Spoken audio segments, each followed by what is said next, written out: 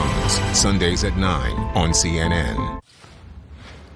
Democratic presidential candidate Pete Buttigieg is a rising star in the polls, certainly in the 2020 presidential race. And his husband is getting a lot of attention, profile pieces in big papers as well. Chasten Buttigieg and Pete Buttigieg are featured on the latest cover of Time magazine.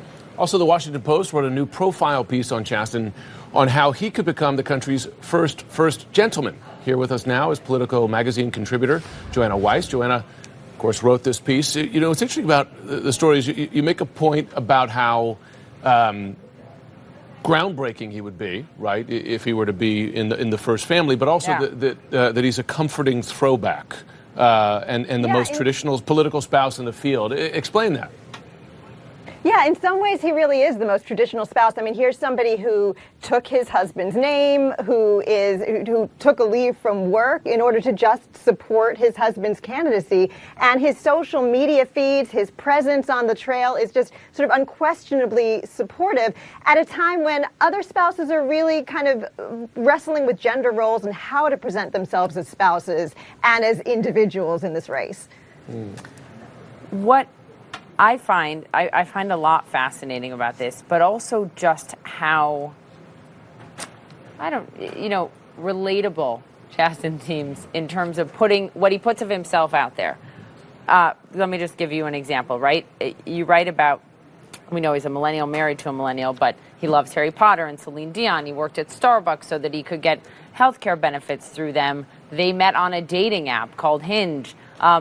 He talks about struggling with coming out. And also, tweets things like Chasten staring out the window, waiting for Uber Eats.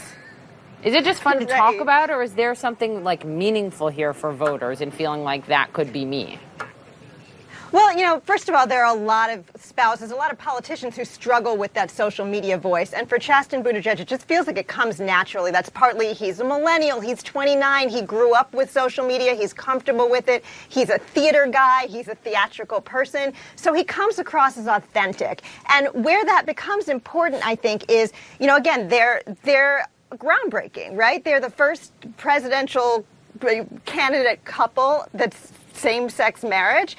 And in order to get other people kind of, who are struggling with this pace of social change in this country, to get them to really accept and understand a relationship like that, you have to be relatable, you have to be familiar, you have to be somebody who's likable.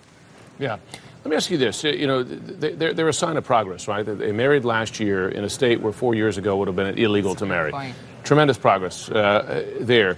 The Time magazine cover, which we'll show again, and of course has that famous headline, First Family, in a way is asking a question. It's asking the question, is the country ready for a gay president? And I wonder in your reporting, listen, it's an unanswerable question really today, but in your reporting, what have you found about how people, whether they care?